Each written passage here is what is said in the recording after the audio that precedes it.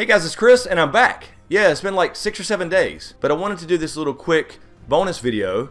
Yeah, we'll call it a bonus video. I like the sound of that. So I wanted to do this little addendum video about the series of Dragon Raised by Wolves and Jon Snow's Endgame. Again, part 1 and 2 are out. Check those out if you hadn't already. Part 3 and 4 are coming, I promise. And also Q&As. But anyway, I wanted to talk a little bit about the last hero. Was he Valyrian?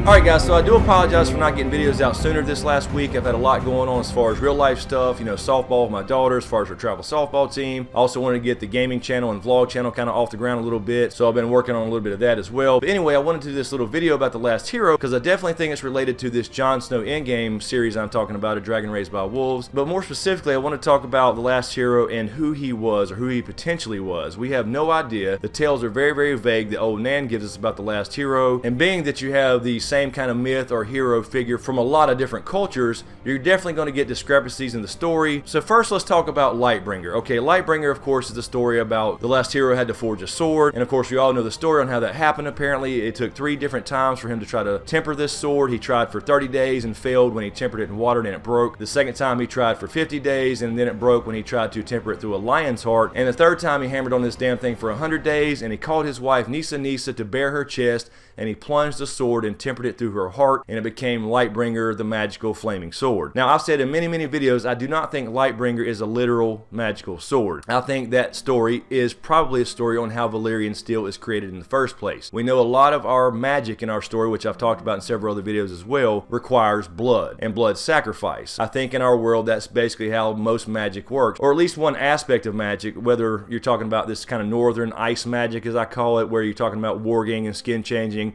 green sight, etc., or this kind of Valyrian fire style magic, dragon bonding, affinity for dragons, dragon dreams, potentially the ability to hatch and ride dragons, etc. So I think that there is a commonality there with Jon for sure. Now, of course, the Azor Ahai prophecy comes from Asshai, and that is a completely different location, really far off in Essos, you know, something that we don't even really talk about in our main story in Westeros, except for the fact that Melisandre comes from there, and we also know Quaithe is a Shadowbinder. She's not necessarily affiliated with the Red God. So this can all get rather confusing. Anyway, we also have the story with old Nan tells us about the last hero, where he went off on his little quest to save the world with some companions, 12 companions to be specific, as well as a dog, and everybody eventually died. He was looking for the children of the forest, and apparently he found the children of the forest to get help with their magical abilities to end up defeating the White Walkers and pushing them back to the land of always winter. On the other hand, it's also mentioned that when it got so cold, he tried to use his sword and it broke. I don't know about you, but it doesn't make much sense. On the one hand, you got this Azor Ahai figure, this last hero figure,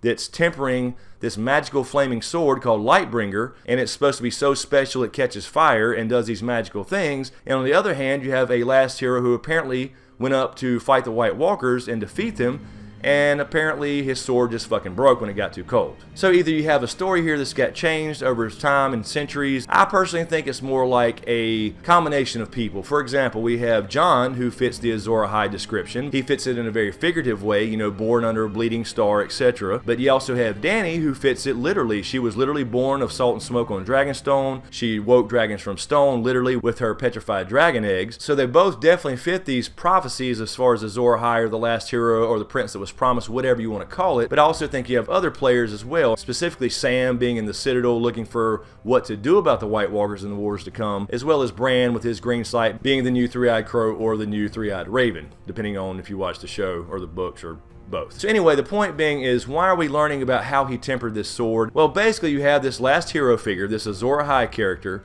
who supposedly had this magical sword that defeated White Walkers, and there is actually a mention of him actually defeating White Walkers when Sam and Jon are having a conversation about the last hero, something he found in the Night's Watch library, about how he defeated the White Walkers with a sword made of Dragonsteel. And Jon thinks to himself, Dragonsteel, I wonder if that's the same thing as Valyrian steel. So I think that makes the connection that Dragonsteel and Valyrian steel are the same thing, and that the Lightbringer story about Nissa and the sacrifice he made to make this Lightbringer sword is in fact the secret to Valyrian steel. So what's that got to do with Jon, as far as the Azor Ahai prophecy and him being the prince that was promised, if he is in fact the prince that was promised?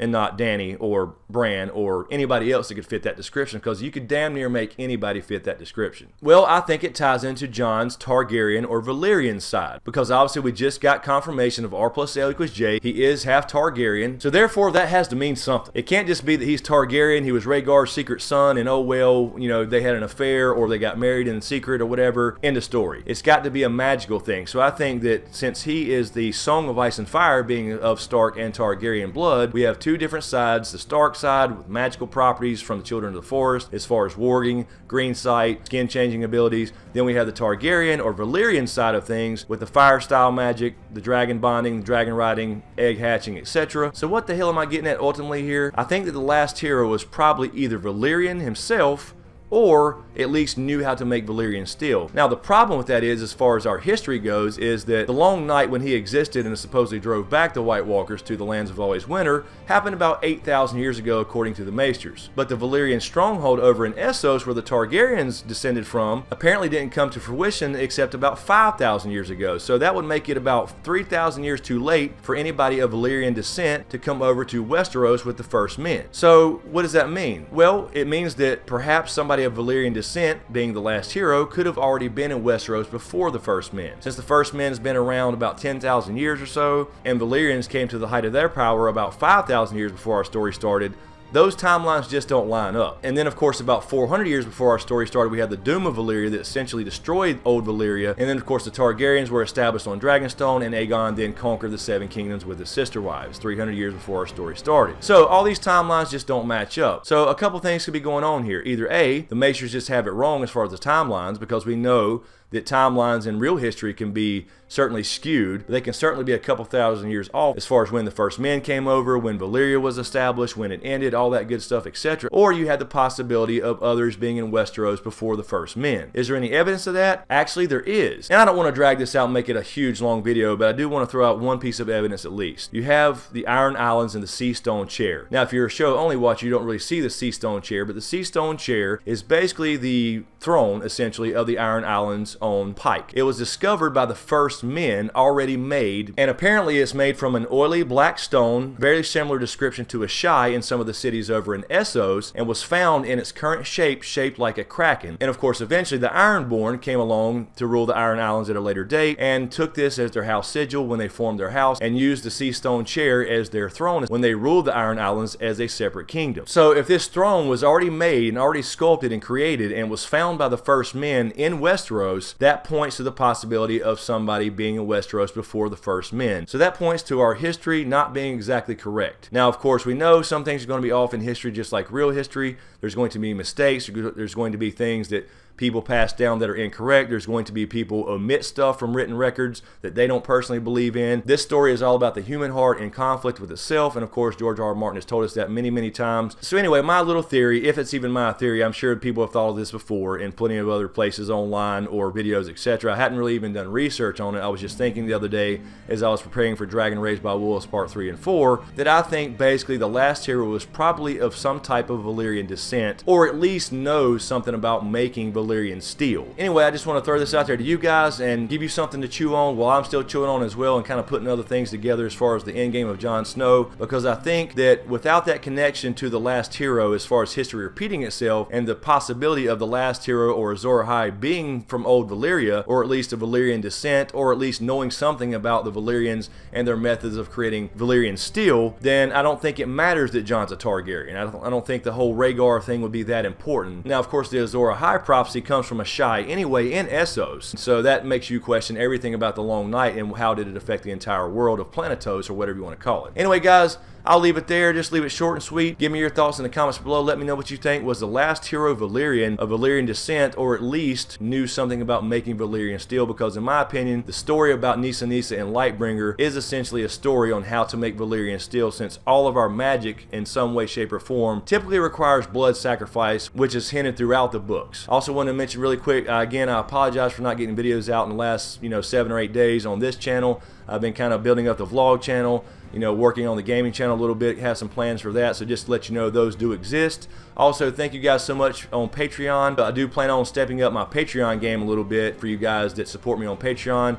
I really appreciate it. I will be doing some kind of behind the scenes vlog style stuff on Patreon only for you guys to kind of get some updates and all that kind of stuff. Also guys, let me know in the comments below if you like these type of shorter videos where I can throw out a theory real quick or maybe a little bit of history, and I can put out content a little more often, at least in between the longer ones like this series that I'm doing on Jon Snow. So let me know what you think about these type of videos where they're, a little shorter, a little quicker, a little more condensed, and therefore a little easier to edit and get out quicker for you guys. So let me know what you think about that in the comments below as well. Thanks for all the support, you guys. I really appreciate it. Be sure to subscribe to get everything. Thanks for watching, and we'll see you next time.